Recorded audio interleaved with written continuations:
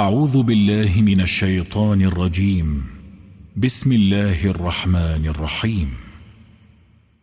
الحمد لله الذي أنزل على عبده الكتاب ولم يجعل له عوجا قيما لينذر بأسا شديدا من لدنه ويبشر المؤمنين الذين يعملون الصالحات أن لهم أجرا حسنا ماكثين فيه أبدا وينذر الذين قالوا اتخذ الله ولدا ما لهم به من علم ولا لآبائهم كبرت كلمة تخرج من أفواههم إن يقولون إلا كذبا فلعلك باخع نفسك على آثارهم إن لم يؤمنوا بهذا الحديث أسفا إنا جعلنا ما على الأرض زينة لها لنبلوهم أيهم أحسن عملا وإنا لجاعلون ما عليها صعيدا جرزا أم حسبت أن أصحاب الكهف والرقيم كانوا من آياتنا عجبا إذ أوى الفتية إلى الكهف فقالوا ربنا آتنا من لدنك رحمة وهيئ لنا من أمرنا رشدا فضربنا على آذانهم في الكهف سنين عددا ثم بعثناهم لنعلم أي الحزبين أحصى لما لبثوا أمدا نحن نقص عليك نبأهم بالحق إنهم فتية آمنوا بربهم وزدناهم هدى وربطنا على قلوبهم إذ قاموا فقالوا ربنا رب السماوات والأرض لن ندعو من دونه إلها لقد قلنا إذا شططا هؤلاء قومنا اتخذوا من دونه آلهة لولا يأتون عليهم بسلطان بين فمن أظلم ممن افترى على الله كذبا وإذ اعتزلتموهم وما يعبدون إلا الله فأووا إلى الكهف ينشر لكم ربكم من رحمته ويهيئ لكم من أمركم مرفقا وترى الشمس إذا طلعت تزاور عن كهفهم ذات اليمين وإذا غربت تقرضهم ذات الشمال وهم في فجوة منه ذلك من آيات الله من يهد الله فهو المهتد ومن يضلل فلن تجد له وليا مرشدا وتحسبهم أيقاظا وهم رقود ونقلبهم ذات اليمين وذات الشمال وكلبهم باسط ذراعيه بالوصيد لو اطلعت عليهم لوليت منهم فرارا ولملئت منهم رعبا وكذلك بعثناهم ليتساءلوا بينهم قال قائل منهم كم لبثتم قالوا لبثنا يوما أو بعض يوم قالوا ربكم أعلم بما لبثتم فابعثوا أحدكم بورقكم هذه إلى المدينة فلينظر أيها أزكى طعاما فليأتكم برزق منه وليتلطف ولا يشعرن بكم أحدا إنهم إن يظهروا عليكم يرجموكم أو يعيدوكم في ملتهم ولن تفلحوا إذا أبدا. وكذلك أعثرنا عليهم ليعلموا أن وعد الله حق وأن الساعة لا ريب فيها، إذ يتنازعون بينهم أمرهم فقالوا ابنوا عليهم بنيانا ربهم أعلم بهم. قال الذين غلبوا على أمرهم لنتخذن عليهم مسجدا. سيقولون ثلاثة رابعهم كلبهم ويقولون خمسة سادسهم كلبهم رجما بالغيب، ويقولون سبعة وثامنهم كلبهم قل ربي أعلم بعدتهم ما يعلمهم إلا قليل. فلا تمار فيهم إلا مراء ظاهرا ولا تستفت فيهم منهم أحدا. ولا تقولن لشيء إني فاعل ذلك غدا إلا أن يشاء الله. واذكر ربك إذا نسيت وقل عسى أن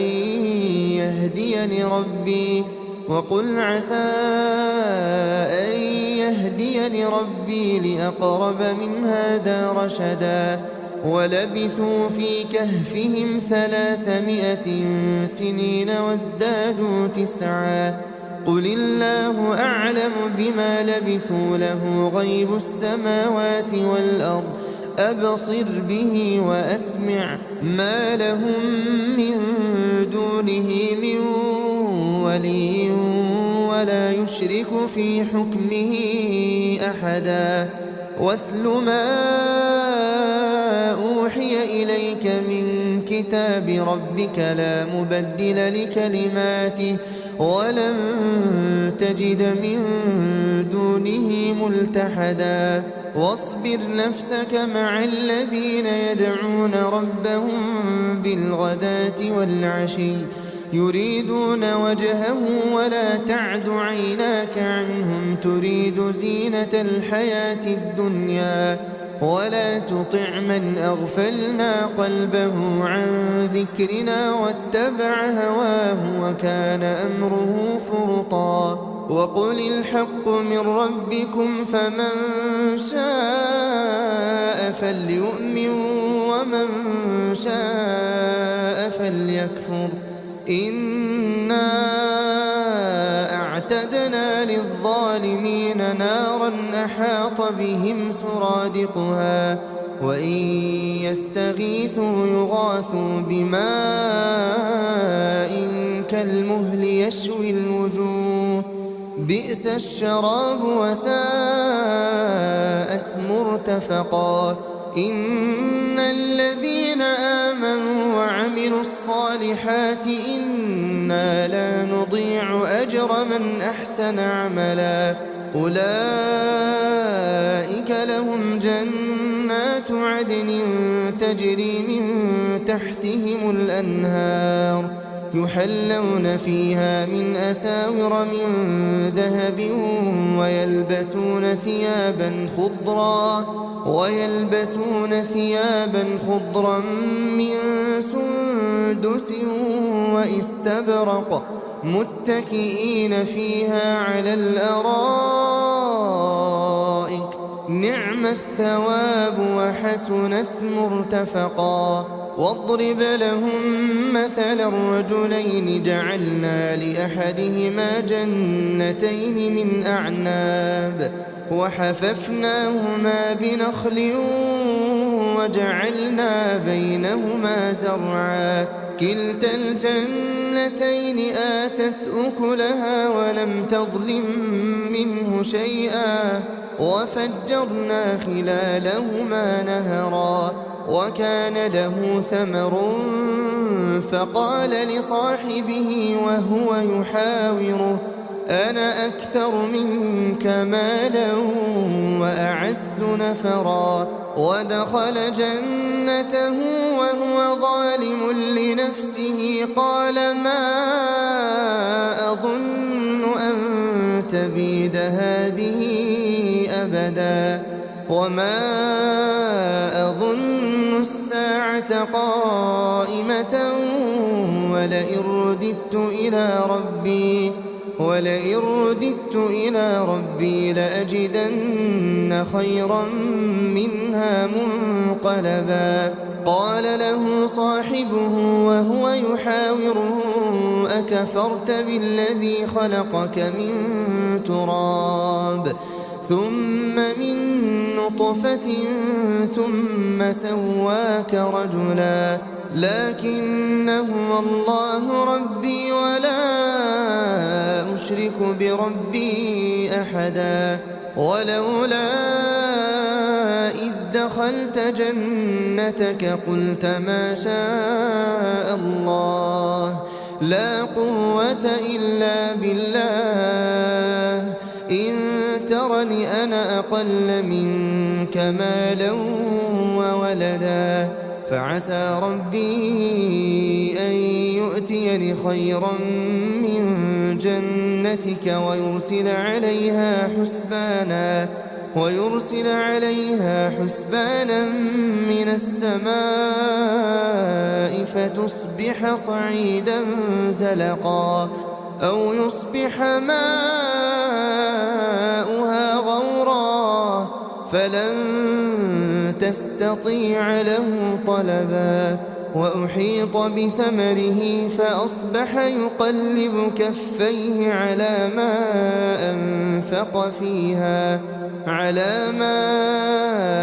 أنفق فيها وهي خاوية على عروشها ويقول يا ليتني لم أشرك بربي أحدا ولم تكن له فئة ينصرونه من دون الله وما كان منتصرا هنالك الولاية لله الحق هو خير ثوابا وخير عقبا واضرب لهم مثل الحياة الدنيا كماء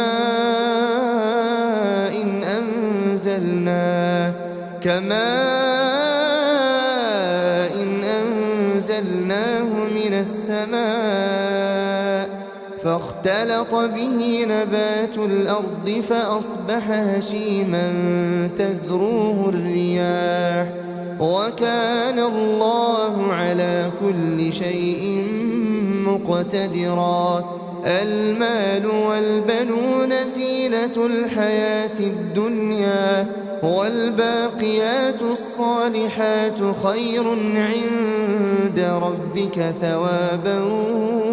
وخير أملا ويوم نسير الجبال وترى الأرض بارزة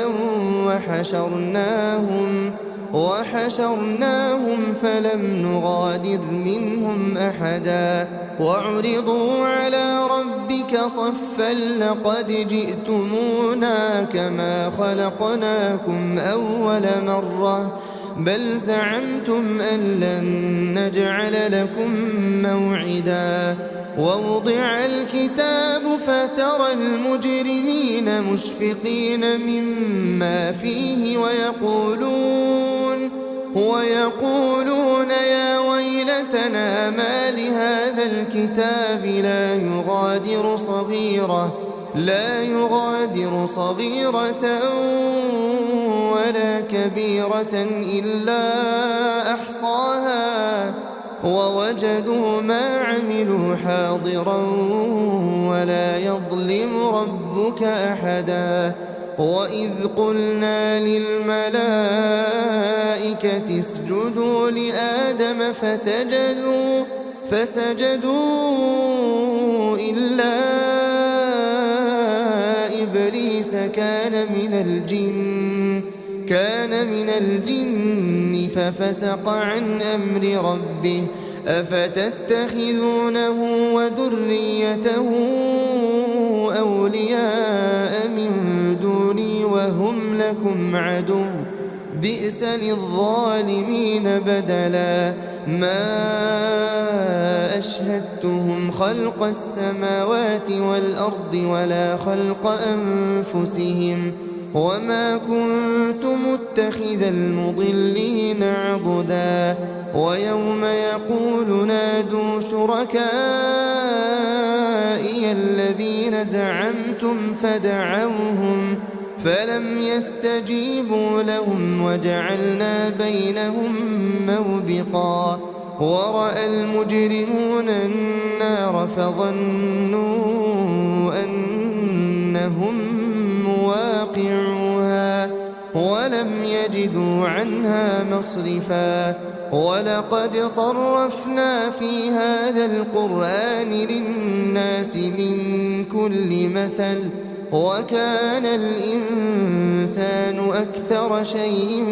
جدلا وما منع الناس أن يؤمنوا إذ جاءهم الهدى ويستغفروا ربهم إلا أن تأتيهم سنة الأولين أو يأتيهم العذاب قبلا وما نرسل المرسلين إلا مبشرين ومنذرين ويجادل الذين كفروا بالباطل ليدحضوا به الحق واتخذوا آياتي وما أنذروا هزوا ومن أظلم ممن ذكر بآيات ربه فأعرض عنها ونسي ما قدمت يداه إنا جعلنا على قلوبهم أكنة أن يفقهوه وفي آذانهم وقرا وإن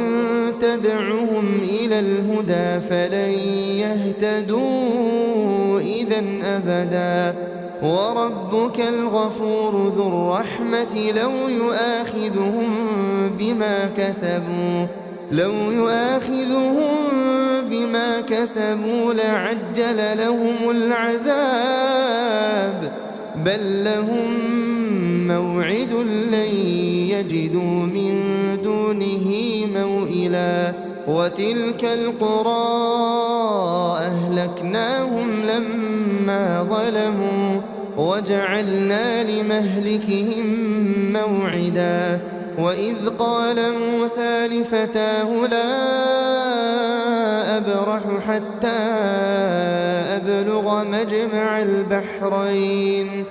حتى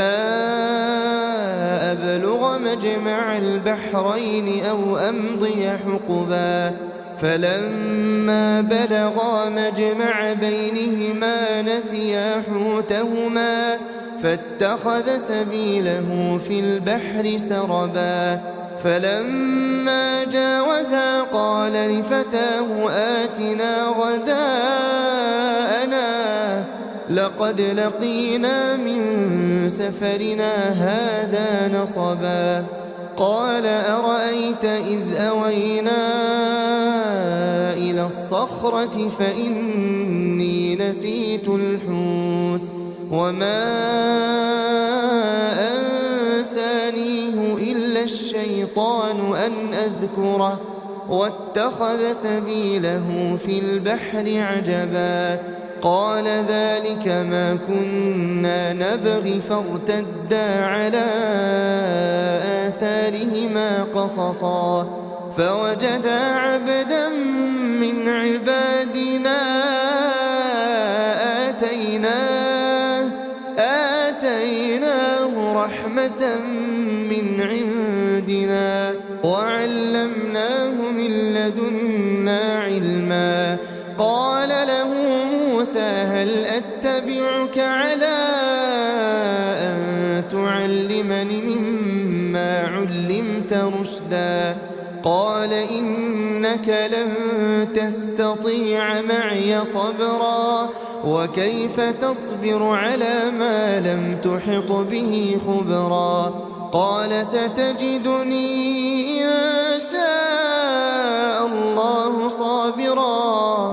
إن شاء الله صابرا ولا أعصي لك أمرا قال فإن اتبعتني فلا تسألني عن شيء حتى أحدث لك منه ذكرا فانطلقا حتى إذا ركبا في السفينة خرقها قال أخرقتها لتغرق أهلها لقد جئت شيئا إمرا قال ألم أقل إنك لن تستطيع معي صبرا قال لا تؤاخذني بما نسيت ولا ترهقني من أمري عسرا فانطلقا حتى إذا لقيا غلاما فقتله قال أقتلت نفسا زكية بغير نفس لقد جئت شيئا نكرا قال ألم أقل لك إنك لن تستطيع معي صبرا قال إن سألتك عن شيء بعدها فلا تصاحبني قد بلغت من لدني عذرا فانطلقا حتى إذا أتيا أهل قرية استطعما أهلها فأبوا أن يضيفوهما فوجدا فيها جدارا يريد أن ينقض فأقامه قال لو شئت لاتخذت عليه أجرا قال هذا فراق بيني وبينك سأنبئك بتأويل ما لم تستطع عليه صبرا أما السفينة فكانت لمساكين يعملون في البحر فأردت أن أعيبها وكان وراءهم ملك يأخذ كل سفينة غصبا وأما الغلام فكان أبواه مؤمنين فخشينا أن يرهقهما طغيانا وكفرا فأردنا أن يبدلهما ربهما خيرا منه زكاة وأقرب رحما وأما الجدار فكان لغلامين يتيمين في المدينة وكان تحته كنز لهما وكان أبوهما صالحا فأراد ربك أن يبلغا أشدهما ويستخرجا كنزهما رحمة من ربك وما فعلته عن أمري ذلك تأويل ما لم تسطع عليه صبرا ويسألونك عن ذي القرنين قل سأتلو عليكم منه ذكرا إنا مكنا له في الأرض وآتيناه من كل شيء سببا فأتبع سببا حتى إذا بلغ مغرب الشمس وجدها تغرب في عين حمئة ووجد عندها قوما قلنا يا ذا القرنين إما أن تعذب وإما أن تتخذ فيهم حسنا قال أما من ظلم فسوف نعذبه ثم يرد إلى ربه فيعذبه عذابا نكرا وأما من آمن وعمل صالحا فله جزاء الحسنى وسنقول له من أمرنا يسرا ثم أتبع سببا حتى إذا بلغ مطلع الشمس وجدها تطلع على قوم لم نجعل لهم من دونها سترا كذلك وقد أحطنا بما لديه خبرا ثم أتبع سببا حتى إذا بلغ بين السدين وجد من دونهما قوما لا يكادون يفقهون قولا قالوا يا ذا القرنين إن يأجوج ومأجوج مفسدون في الأرض فهل نجعل لك خرجا على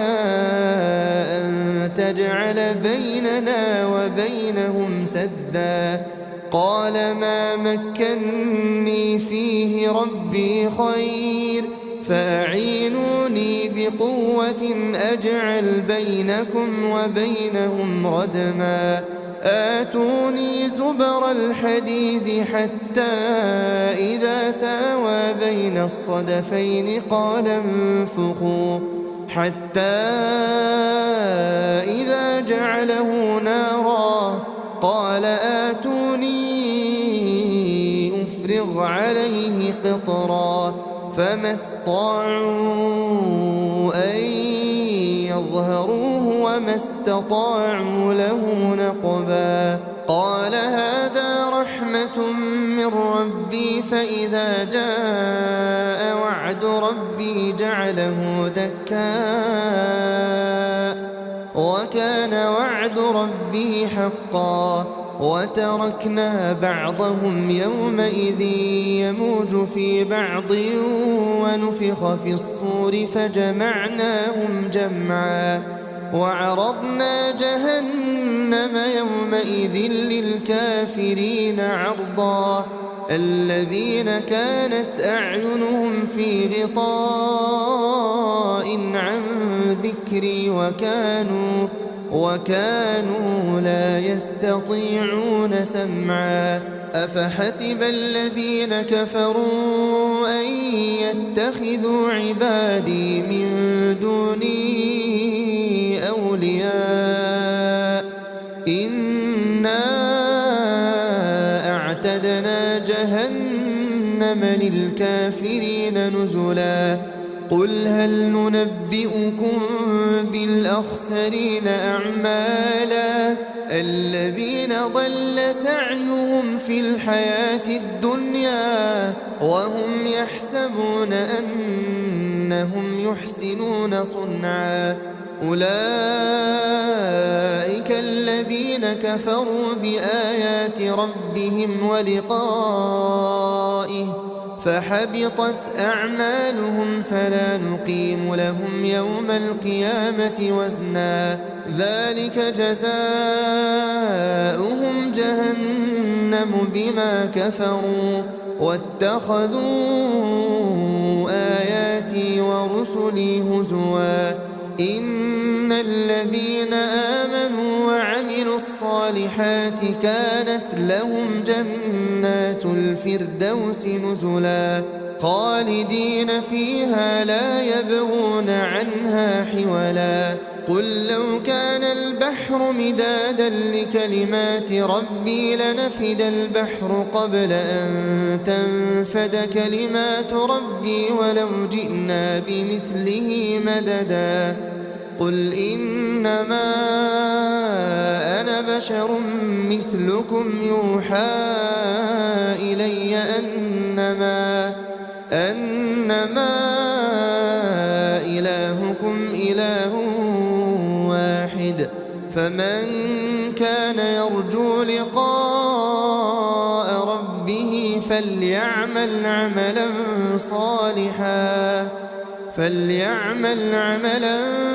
صالحا ولا يشرك بعبادة ربه أحدا.